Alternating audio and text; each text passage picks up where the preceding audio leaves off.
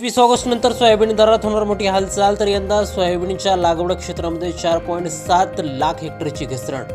गेल्या महिनाभरापासून सोयाबीनचे दर हे 500 ते 700 रुपयांनी घसरून सध्या 6000 ते 700 रुपयांच्या मध्ये त्या ठिकाणी आता स्थिर आहे. यंदा सोयाबीनचं उत्पादन भारतात 125 लाख टनांवरून थेट 105 लाख टनांवरती घटण्याचा अंदाज हा व्यक्त केला गेला. याशिवाय सध्याच्या घडीला देशामध्ये फक्त 4.66 लाख टन सोयाबीनचा जुना साठा शिल्लक आहे. तर सोयाबीन प्रोसेसिंग मिलकडे देखील 76.56 लाख टन साठा शिल्लक आहे, की जो की गेल्या वर्षी 102.79 लाख टन एवढा होता. एकंदरीत सोयाबीनची आवक देखील मार्केटमध्ये आता घटलेली आहे आणि त्या तुलनेत बाजारभावामध्ये देखील त्या ठिकाणी घसरण ही आता झालेली आहे. सोयाबीनची निर्यातही सध्याला फार कमी प्रमाणामध्ये त्या ठिकाणी सुरू आहे आणि यामुळेच 25 ऑगस्टनंतर सोयाबीनच्या दराचं गणित नेमकं काय असणार हे पाहणं महत्त्वाचं ठरणार आहे. एकंदरीत सोयाबीन असेल, सोयाबीनचं तेल असेल, सोयाबीनचा साठा, soybean processor association of India आणि USDAच्या उत्पादनाचा जो काही अहवाल आहे यामध्ये नेमकं काय सांगितलं याविषयी सविस्तर अपडेट व्हिडिओच्या माध्यमातून जाणून घेण्यानंतर व्हिडिओ अगदी शेवटपर्यंत काळजीपूर्वक चॅनलवरती नवीन असाल चॅनलला सबस्क्राईब देखील करा. शेतकरी बंधूंनो, केंद्रीय कृषी मंत्रालयानं जाहीर केलेल्या ताज्या अहवालानुसार एकूण देशपातळीवरती जी काय लागवड आहे ती गेल्या वर्षीच्या तुलनेमध्ये त्या ठिकाणी यंदा कमी झालेली आहे. गेल्या वर्षी 124.88 लाख हेक्टरवरती सोयाबीनची पेरणी झाली होती. यंदा हे क्षेत्र घटून 120.11 लाख हेक्टरवरती त्या ठिकाणी आलं. म्हणजे जवळपास 4.77 लाख हेक्टरनं ही जी काय लागवड आहे ही त्या ठिकाणी घटलेली आहे. एकंदरीत महाराष्ट्रामध्ये आपण जर का विचार केला तर 46.73 लाख हेक्टरवरती पेरणी झाली, जी की गेल्या वर्षी 48.05 लाख हेक्टरवरती त्या ठिकाणी होती. सुमारे 1.32 लाख हेक्टरची घट त्या ठिकाणी आहे. याशिवाय मध्य प्रदेश आणि राजस्थानमध्ये देखील 10.89 लाख हेक्टरवरून घटून 9.62 लाख हेक्टरवरती पेरणी ही त्या ठिकाणी आलेली आहे. आता सोयाबीनचं घटीचं प्रमुख कारण नेमकं काय आहे, की गेल्या वर्षीच्या सुरुवातीला कमी मिळालेला भाव आणि मक्याला मिळालेला चांगला जो काही दर आहे यामुळे शेतकऱ्यांनी सोयाबीन सोडून मक्याकडे आपला त्या ठिकाणी मोर्चा वळवला आणि ज्यांनी 9.76 लाख हेक्टरनं जे काही क्षेत्र आहे ते मक्याचं त्या ठिकाणी वाढलं. सध्या मागणी आणि पुरवठ्याचं गणित त्या ठिकाणी असं आहे, की सध्या जो काही कॅरी फॉरवर्ड स्टॉक आहे, ज्याला की आपण शिल्लक साठा म्हणतो, तो या वर्षीच्या सुरुवातीला जवळपास 4.66 लाख टन इतका होता, जो की गेल्या वर्षी 8.94 लाख इतका होता. म्हणजे जवळपास 50% यावर्षी कमी आहे.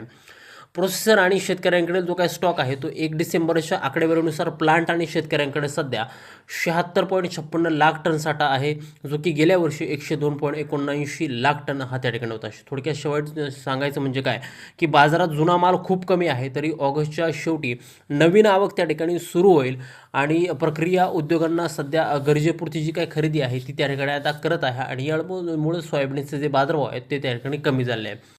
दुसरीकडे सोयाबीन आणि सोया तेलाची आयात निर्यात आणि आकडेवारीचं गणित नेमकं काय आहे, तर एकंदरीत सोयाबीनचे जे काय बाजारभाव आहेत ते सर्वात मोठ्या पद्धतीने इफेक्ट जो काय होतो तो आयात आणि निर्यातीमुळे होतो.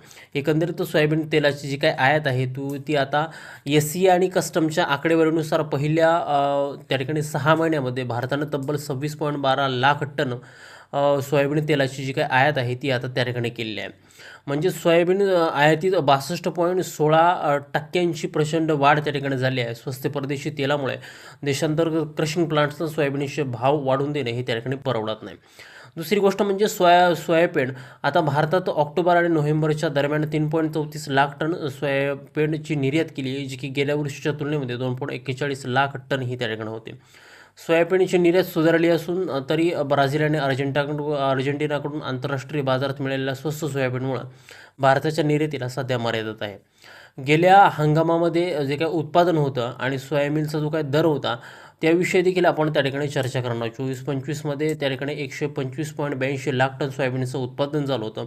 परंतु यंदा क्षेत्र घटल्यामुळं काही भागात पावसाचा जो काही खंड आहे तो पडल्यामुळं सुमारे 105.36 लाख टनावरती जो काही सोयाबीनचं उत्पादन आहे ते त्या ठिकाणी येण्याचा अंदाज आहे. म्हणजे देशातमध्ये यावेळेस तब्बल 20.46 लाख टनांनी उत्पादन कमी होणार आहे.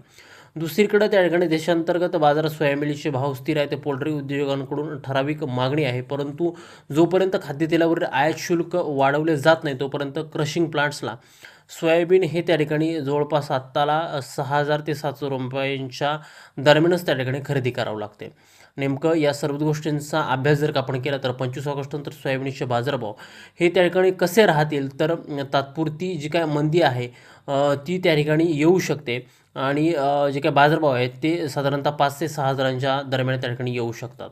जर 25 ऑगस्ट ते सप्टेंबर दरम्यान जे काही बाजारभाव असेल ते 6,000 ते 7,000च्या मध्येच आपल्याला त्या ठिकाणी पाहायला मिळू शकतात. जर तुमच्याकडे जुना साठा जर असेल तर सध्याचे बाजारभाव पाहून तुम्ही सोयाबीनची विक्री ही त्या ठिकाणी टप्प्याटप्प्याने करू शकता, जेणेकरून तुम्हाला नफा हा त्या ठिकाणी होईल.